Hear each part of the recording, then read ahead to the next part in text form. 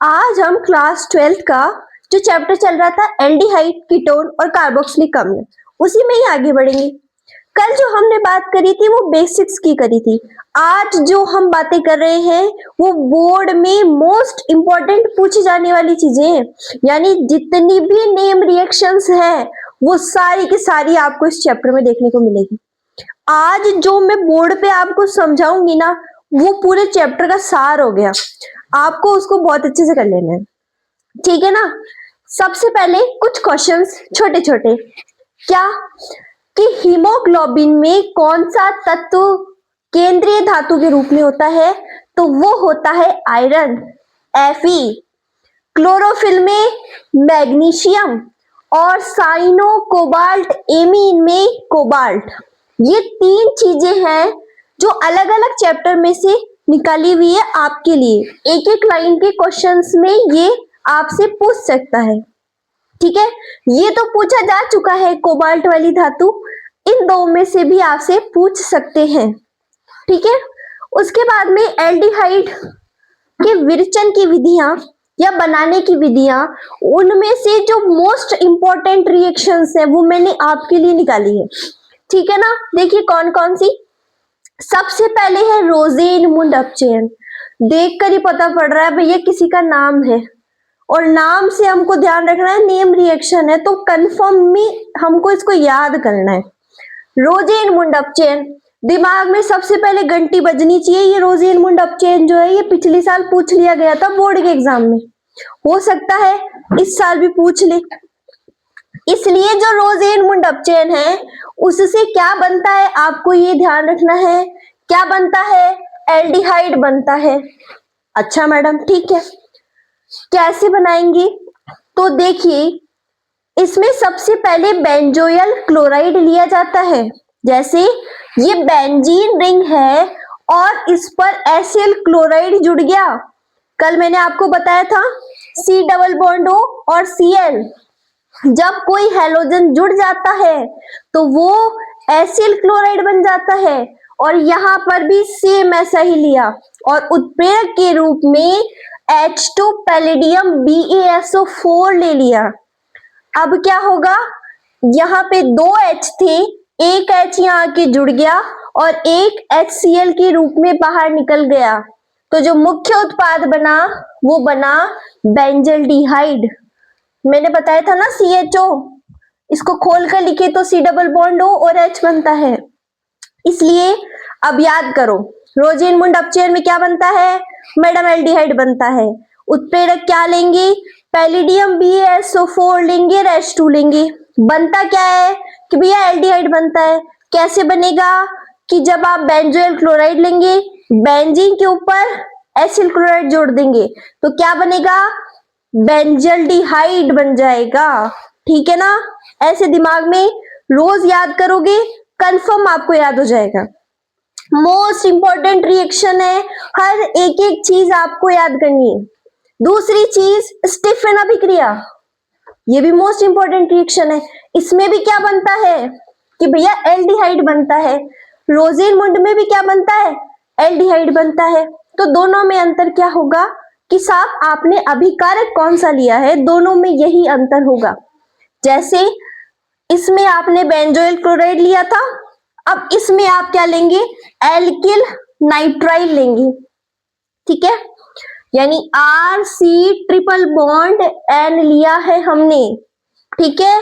और जब इसकी क्रिया SnCl2 और HCl, इसे कहते हैं स्टीफन क्लोराइड, ठीक है ना। स्टीफन ने इसके बारे में बताया इसलिए इसे स्टीफन क्लोराइड कहते हैं।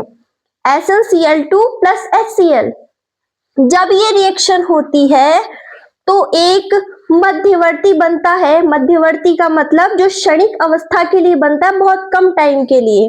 जैसे यहाँ पे क्या होगा, जब SnCl2 प्लस HCl आपने लिया तो यहाँ पर HCl के दो अणु लिए जाते हैं, तो एक H यहाँ जुड़ जाता है और एक H यहाँ जुड़ जाता है, तो फिर जो मध्यवर्ती के रूप में बनता है वो RCHNH ये बनता है और इसका नाम इमीन है।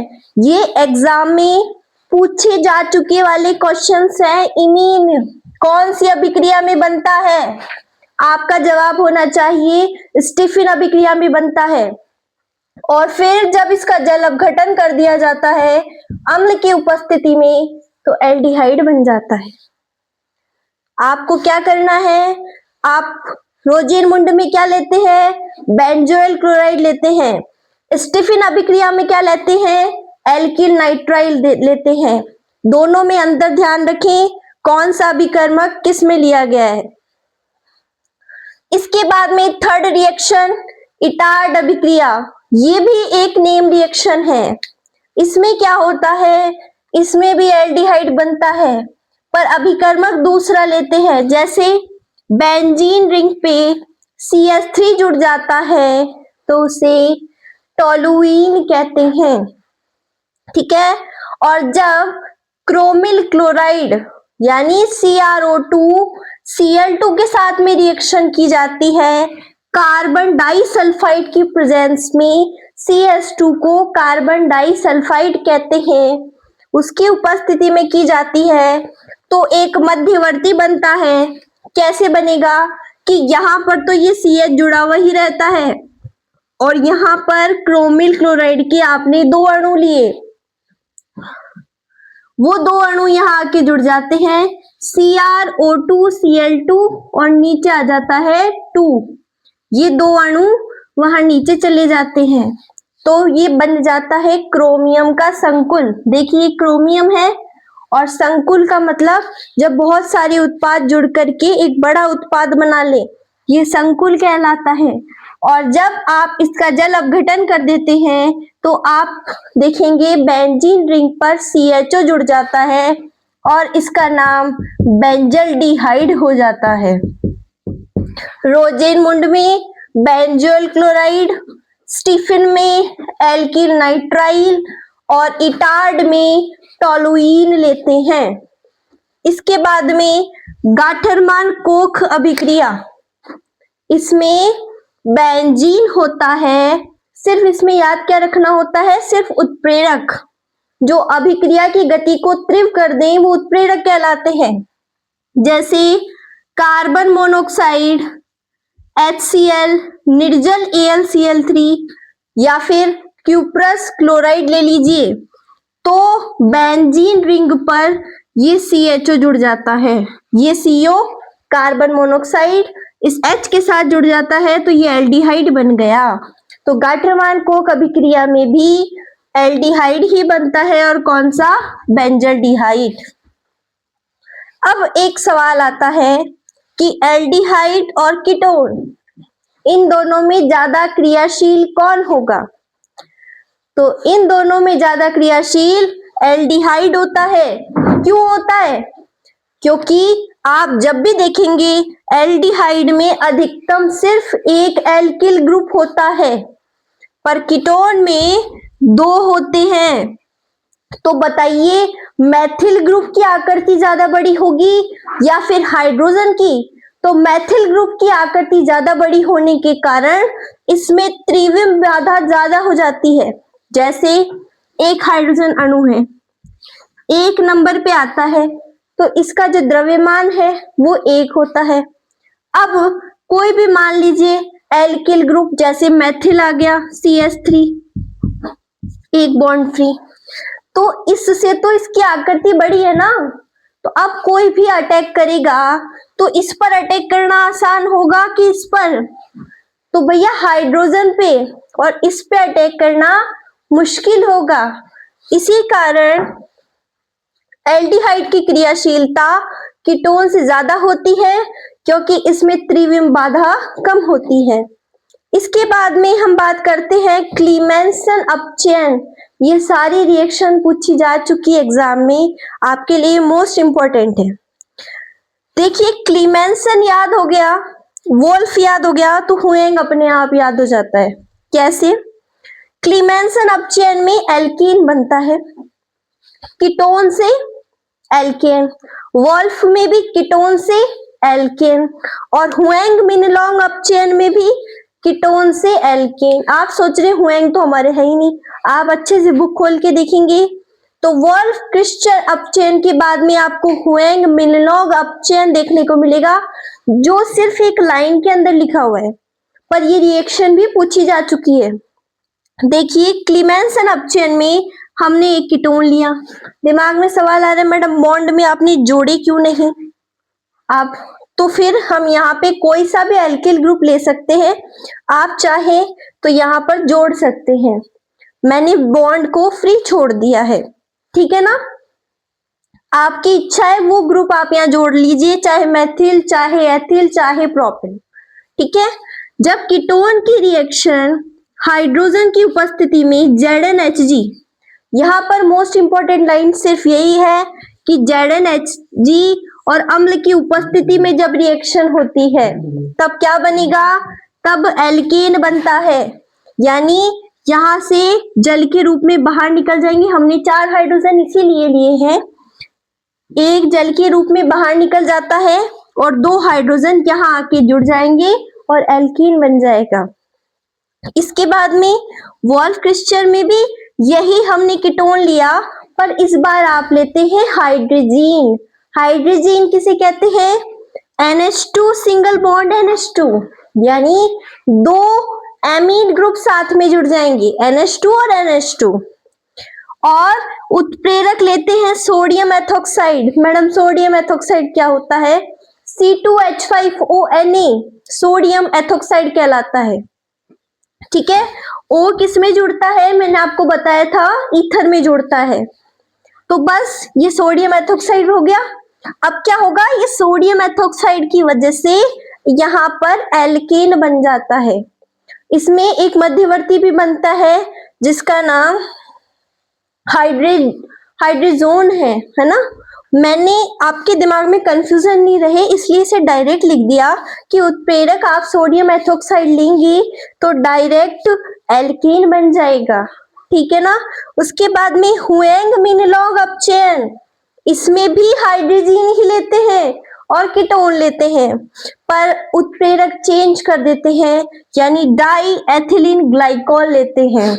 मैडम ये क्या होता है, तो देखिए इसका फॉर्मूला ये होता है OH CH2 CH2O CH2 CH2OH, यानी 2 अल्कोहल हाइड्रोक्सिल ग्रुप जुड़ जाते हैं, बीच में ईथर रहता है और दोनों तरफ एथेन रहते हैं। इसे डाई एथिलीन ग्लाइकॉल कहते हैं और इसकी उपस्थिति में एल्कीन बन जाता है। चलिए एक बार रिवाइज कीजिए। रोजीन-मुंड अपचयन में बेंजोइल क्लोराइड, स्टीफिन में एल्किल नाइट्राइल, इटार्ड में टोलुइन, गाटरमान-कोक में बेंजीन और क्लीमेंसन में कीटोन, वॉल्फ में कीटोन, हुएंग मिनलॉग में भी कीटोन। अब आप इसको स्क्रीनशॉट लीजिए, आगे बात करते हैं। अब बात करते हैं आगे। आप देख रहे हैं मैडम आपने ये क्या लिखा, टॉलिंग परीक्षण, फेलिंग परीक्षण।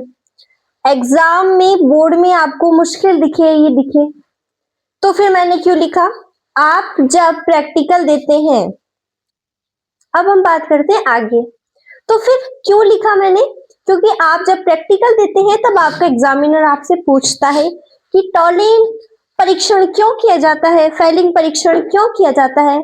तो आपको इतना पता होना चाहिए, जितना मैं बताऊं उतना ध्यान रखें कि टॉलिंग परीक्षण एल्डिहाइड और कीटोन में विभेद करने के लिए और फेलिंग भी इसी के लिए होता है। अगर टॉलिंग परीक्षण में आपको कोई सिल्वर अवक्षेप प्राप्त होता है तो इसका मतलब वहां एल्डिहाइड प्रेजेंट है, और अगर फेलिंग विलयन में लाल भूरा अवक्षेप प्राप्त होता है इसका मतलब भी वहां एल्डिहाइड प्रेजेंट है, ठीक है। देखिए कैसे, एल्डिहाइड व कीटोन में विभेद करने हेतु इसे कहते हैं टॉलिन परीक्षण का 2AgNH3+, ये होता है टॉलिन विलयन, ठीक है। अब जब एल्डिहाइड इसके साथ में रिएक्शन करता है तो यहाँ पे Ag मिल गया, सिल्वर अवक्षेप मिल गया, इसका मतलब यहाँ इस रिएक्शन में एल्डिहाइड प्रेजेंट है। और फेलिंग विलयन में लाल भूरा अवक्षेप, ये Cu2O, ये लाल भूरा होता है, इसलिए ये फेलिंग विलयन में एल्डिहाइड प्रेजेंट है, ये सिर्फ ये बताता है, ठीक है। उसके बाद में कैनिजारो अभिक्रिया इंपॉर्टेंट है, नेम रिएक्शन है। इसमें क्या होता है कि ये है एल्डिहाइड, आप जान गए ना, HH एल्डिहाइड है, फॉर्मेल्डिहाइड। सांद्र KOH के साथ में रिएक्ट कर रहा है, ये भी एक एल्डिहाइड है। इसको हमने हीट दी तो देखिए एक तरफ तो यहाँ CH3OH बन गया, यहाँ पे जुड़ गया, यहाँ पे OH आके O तो था ही, H जुड़ गया, ठीक है। तो ये बन गया मेथनॉल। और दूसरी चीज में क्या हुआ, यहाँ पर डबल बॉन्ड O और OK, तो ये बन गया पोटेशियम फॉर्मेट, ठीक है मैडम। इसी का एक और देखिए बेंजीन की फॉर्म में, ये बेंजल्डिहाइड, ये बेंजल्डिहाइड और सांद्र NaOH ले लिया, हीट दे दी, तो एक तो बन गया OH जुड़ गया, बेंजील अल्कोहल बन गया, और COONA ये सोडियम बेंजोएट बन गया, ठीक है ना। ये है कैनिजारो अभिक्रिया, आपको ध्यान रखनी है। उसके बाद में क्वेश्चन बनता है एल्डिहाइड व कीटोन का क्वथनांक ईथर और हाइड्रोकार्बन से ज्यादा क्यों होता है? क्यों? क्योंकि इनमें हाइड्रोजन बंद होता है, इसी कारण एल्डिहाइड और कीटोन का जो क्वथनांक है वो ईथर से और हाइड्रोकार्बन से ज्यादा होता है, और इन दोनों से ज्यादा होता है कार्बोक्सिलिक अम्ल का क्वथनांक, ठीक है मैडम। उसके बाद में एल्डोल संघनन और क्रॉस एल्डोल संघनन, इन दोनों में क्या अंतर होता है देखिए। एल्डोल संघनन वो दिखाएंगे जिनमें अल्फा हाइड्रोजन होता है, ठीक है। यहाँ पर हमने क्या लिया है, ये कीटोन लिया है, ये भी कीटोन लिया है, ये दोनों क्या है, ये दोनों है एथेनिल, है ना, सॉरी एल्डिहाइड लिया है हमने, है ना, एल्डिहाइड लिया, यहाँ भी एल्डिहाइड लिया है। तनु NaOH की उपस्थिति में इन दोनों के बीच में रिएक्शन कराई तो हमें जो उत्पाद मिला, एक तो OH और एक COH, यानी एल्डिहाइड और अल्कोहल दोनों मिल गए, इसे ही एल्डोल कहते हैं। तो जिनमें अल्फा हाइड्रोजन होते हैं वो एल्डोल संघनन दिखाते हैं। एल्डोल कहते किसे हैं, जिसमें हाइड्रोक्सिल समूह और एल्डिहाइड दोनों होते हैं, उसे हम एल्डोल संघनन अभिक्रिया कहते हैं। तो क्रॉस एल्डोल संघनन किसे कहते हैं, जब भिन्न भिन्न एल्डिहाइड के मध्य हम क्रिया कराते हैं तो जो उत्पाद बनेगा वो क्रॉस एल्डोल संघनन कहलाता है। जैसे एक तो हमने एथेनेल लिया, एल्डोल में हमने दोनों एथेनेल लिए थे, क्रॉस एल्डोल में एक एथेनेल और एक प्रोपेनेल लिए, तो जो उत्पाद बना वो कुछ ये बना, सेम ऊपर वाले जैसा, पर भिन्न भिन्न एल्डिहाइड के मध्य जो रिएक्शन हुई उससे जो उत्पाद मिलता है वो क्रॉस एल्डोल विधि कहलाती है, ठीक है। चींटी के डंक में कौन सा अम्ल होता है, आप देखेंगे जब भी आपको चींटी काट लेती है आपको वहां जलन महसूस होने लगती है और आपके घर वाले कहते हैं कि साहब इस पे सरसों का तेल और नमक लगा लो, आप ठीक हो जाओगे। तो चींटी के डंक में एक अम्ल होता है, उसका नाम है फॉर्मिक अम्ल, HCOOH, ठीक है। इसी कारण आपको जलन महसूस होती है अम्ल के कारण, इसे मेथेनोइक अम्ल भी कहते हैं। फॉर्मिक अम्ल का दूसरा नाम मेथेनोइक अम्ल भी है। एसिटिक अम्ल बनता है या फिर कहां से मिलता है, तो ये सिरके से प्राप्त होता है। ग्रिन्योर अभिकर्मक से कार्बोक्सिलिक अम्ल बनाने की जो ये रिएक्शन है ये आपके बहुत काम में आएगी। देखिए इसे कहते हैं ग्रिन्योर अभिकर्मक, इसे पता है क्या कहते हैं, इसे कहते हैं कार्बन डाइऑक्साइड, शुष्क बर्फ, ठीक है। C double bond O, C double bond O, मैंने संरचना को खोल के लिख दिया और इसका जल अपघटन कराया, तो देखिए RCOOH बन गया, इसे हम कहते हैं कार्बोक्सिलिक अम्ल, और MgOH और X बाहर निकल गया, तो बन गया ना कार्बोक्सिलिक अम्ल, बस इसमें जोड़ दिया। एक है कॉल्बे विद्युत अपघटन, इसे विकार्बोक्सिलीकरण भी कहते हैं, नेम रिएक्शन है, याद रखिएगा। जब सोडियम एथोक्साइड, या एथोक्साइड नहीं या तो सोडियम एल्कोक्साइड बोल दीजिए, क्योंकि इसमें एक एल्किल ग्रुप है, कितने भी जो कार्बन है वो जुड़ सकते हैं, तो ये सोडियम एल्कोक्साइड है। जब सोडा लाइन NaOH और CaO का मिक्सचर होता है 3:1 में होता है, तो जब ये रिएक्शन होती है तो एल्कीन बन जाता है और Na2CO3 बाहर निकल जाता है, तो कार्बोक्सिलीकरण का मतलब ही इस कार्बोक्सिल ग्रुप का निकलना, वी का मतलब निकलना, और उससे क्या बनता है एल्केन। तो आप इसका स्क्रीनशॉट लीजिए।